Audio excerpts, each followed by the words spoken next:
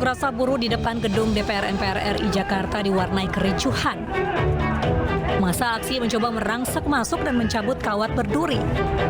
Gesekan antara pendemo dan aparat tak terhindarkan. 5 peserta aksi ditangkap polisi. Dalam aksinya, buruh menolak Omnibus Law Undang-Undang Cipta Kerja, menolak liberalisasi pertanian hingga menolak masa kampanye pemilu 75 hari. Faktanya, materi Undang-Undang Cipta Kerja atau Omnibus Law ini tetap menggunakan konsep yang lama. Dengan demikian, isinya merugikan buruh dan kami memprediksi akan kejar tayang kembali. Kami menolak pembahasan Omnibus Law Undang-Undang Cipta Kerja. 10.000 buruh harian yang tergabung dalam Partai Buruh menggelar aksi di depan gedung DPR MPR Republik Indonesia.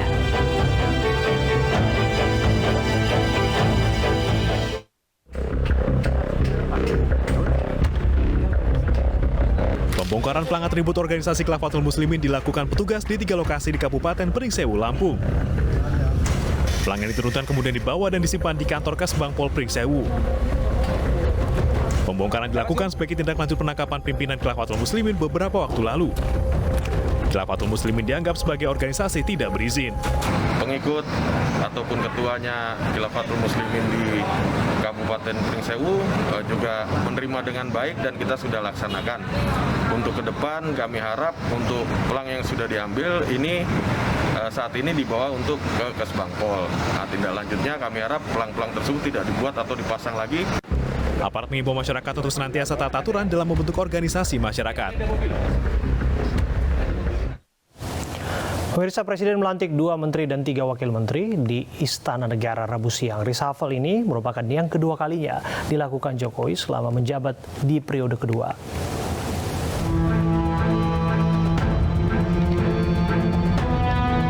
Presiden Joko Widodo resmi mengumumkan reshuffle dalam Kabinet Indonesia Maju di Istana Negara Rabu siang. Diawali dengan lagu kebangsaan Indonesia Raya, Jokowi kemudian membaca keputusan Presiden tentang pengangkatan menteri dan wakil menteri dan dilanjutkan dengan pembacaan sumpah jabatan. Jokowi melantik 2 menteri, yaitu Ketua Umum PAN Zulkifli Hasan menjadi Menteri Perdagangan menggantikan Muhammad Lutfi.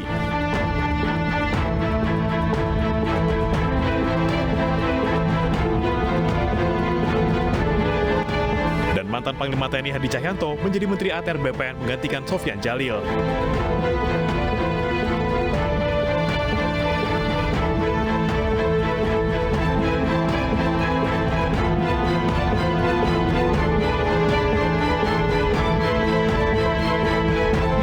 Selain itu, Jokowi juga melantik 3 wakil menteri, yaitu Dewan Pembina PSI Raja Juli Antoni sebagai wakil menteri ATR BPN, John Wempi Wetipo sebagai Wamendagri, dan Sekjen PBB Afrian Sahnur sebagai Wamenakar. Ya, kita melihat semuanya, rekam jejak, pengalaman, kemudian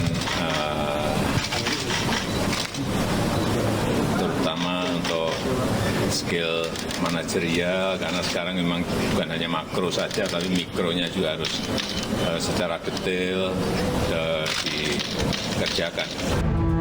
Dengan reshuffle ini, maka komposisi parpol dalam jajaran kabinet baru Jokowi sebagai berikut. PDIP menempati 4 posisi menteri dan 1 posisi wakil menteri.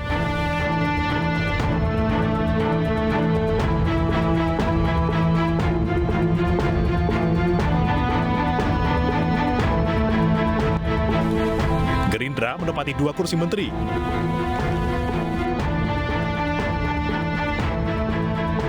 Golkar 3 menteri dan 1 wakil menteri.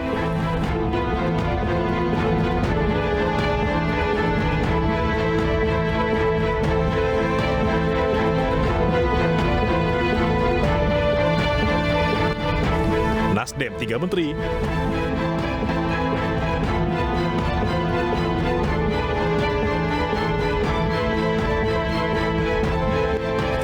PKB mendapat kursi 3 menteri.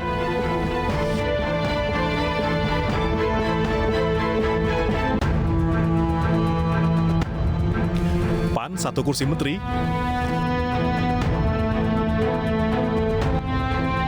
Perindo 1 wakil menteri.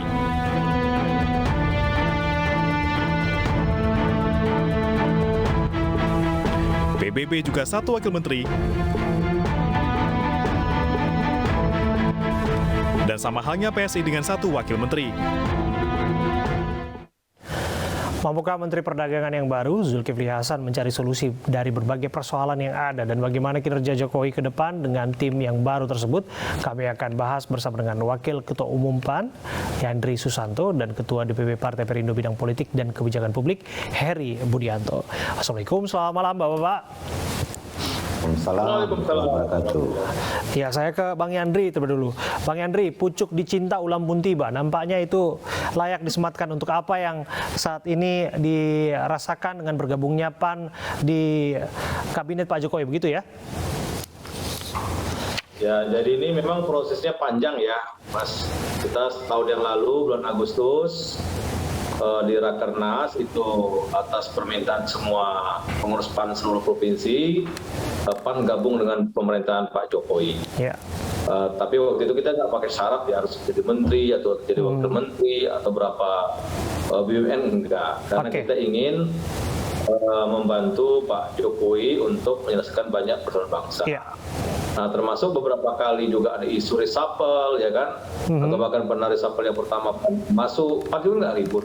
Termasuk yang kemarin, saya dari hari Senin tanggal 13 April itu bareng Bang Jul terus.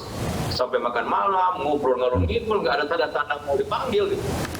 Ternyata hari Selasa sore, kira-kira Bang Jul nelpon 1 jam 3 sore, nanya mesti di mana ya? Saya bilang mau ke DPP PAN, coba ke WD Chandra dulu. Ternyata Bang Jul ke istana. Baik, ya kan? Singkat cerita pada akhirnya dilantiklah begitu hari ini ya Bang Yandri. Tapi saya kutip tadi apa yang disampaikan soal membantu untuk mengatasi persoalan bangsa dan negara. Saat ini persoalannya jelas, ada persoalan minyak goreng yang harus dihadapi oleh Bang Zul. Mengapa Bang Zul jadi orang yang tepat untuk menjadi Menteri Perdagangan? Halo? Bang Yandri? Ya, siap. Iya, persoalan yang dilihat di depan mata adalah persoalan minyak goreng. Mengapa Bang Zul, Pak Zulkifli Hasan menjadi orang yang tepat untuk mengatasi persoalan itu? Ya, kalau itu kan penilaian Pak Jokowi kan. Jadi Bang Jul 1 jam diskusi, di situ Pak Jokowi menyampaikan kira-kira Bang Jul punya punya PR, punya tanggung jawab yang tugasnya lumayan mulia tapi agak berat gitu kan, menyelesaikan masalah carut marut persoalan distribusi perdagangan di semua komoditi, ya salah satunya minyak goreng kan. Nah, insya Allah besok Bang Jul akan turun ke pasar atau pasar mana yang Bang Jul kunjungi besok, akan melihat situasi kekinian atau di lapangan. Tapi dari diskusi tadi setelah pelantikan saya sempat ke kantor perdagangan tadi dari habis serah terima jabatan dengan Pak Lutfi, tadi ada diskusi sedikit, ada Pak Wamen, ada Pak Islan 1, saya ikut mendengar tadi bahwa memang Bang Jul punya langkah-langkah yang taktis, strategis dan bisa menghasilkan solusi yang terbaik. Ya, kita akan lihat. Prinsipnya menurut Bang Jul tadi kolaborasi dan sinergi. Jadi antara pemerintah dengan pelaku usaha, termasuk dengan masyarakat, itu harus ada kerjasama yang baik. Baik, hanya waktu yang akan bisa menguji kebijakan ataupun terobosan yang akan dilahirkan oleh Pak Zulkifli Hasan selaku Menteri Perdagangan. Tapi saya bergeser dulu ke Kang Herbut. Sebentar, berbagi waktu sedikit ya. Bang Yandri, ya kita berbagi sedikit ke Kang Herbut. Kang Herbut, dengan masuknya PAN ke dalam koalisi Pak Jokowi saat ini nampaknya semakin gemuk. Tapi dalam amatan Anda, apa nilai tambah yang akan dibawa ke dalam?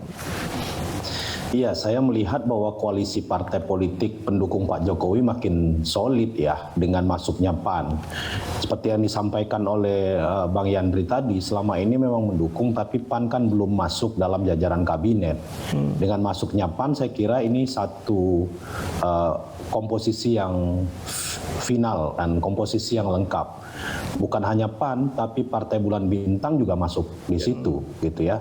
Selama ini kan koalisi pendukung termasuk kami, Partai Perindo, Partai Bulan Bintang, PSI, gitu ya. Hanya Perindo dan PSI saja yang mendapatkan kursi wakil menteri, istilahnya ya.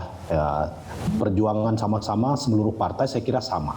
Jadi kami positif melihat ini, dan bacaan saya juga koalisi ini akan makin solid dan akan terus mengawal pemerintahan Presiden Jokowi dan Ma'ruf Amin sampai Oktober 2024. Oke, saya lebih ke teknis lagi soal sosok dari Bang Zulkifli Hasan yang didapuk sebagai Menteri Perdagangan. Di sana ada persoalan ekonomi, tak hanya berhenti sampai di situ, ada politiknya, bahkan ada hukumnya di sana. Kalau melihat track record dari sosok Zulhas, Anda sepakat dengan penempatan tersebut? Ini ke saya. Iya, ke Anda dong, Kang Herbut. Iya, sebenarnya secara partai saya tidak elok untuk mengomentari Bang Zul, tapi secara pribadi saya mengenal juga beliau. Jadi bukan hanya Bang Yandri. Saya kira track record beliau, secara track record juga beliau. Diskusi banyak, saya diskusi sama Bang Zul dulu. Oke, apakah karena latar belakangnya sama-sama orang Lampung gitu ya? Oh, berbeda. Saya satu kampung sama Bang Yandri, bukan sama Bang Zul. Oke, ya. Tapi sedikit banyak bisa dijelaskan bagaimana terobosan beliau nanti akan diuji oleh publik yang menanti-nantikan soal minyak goreng selesai.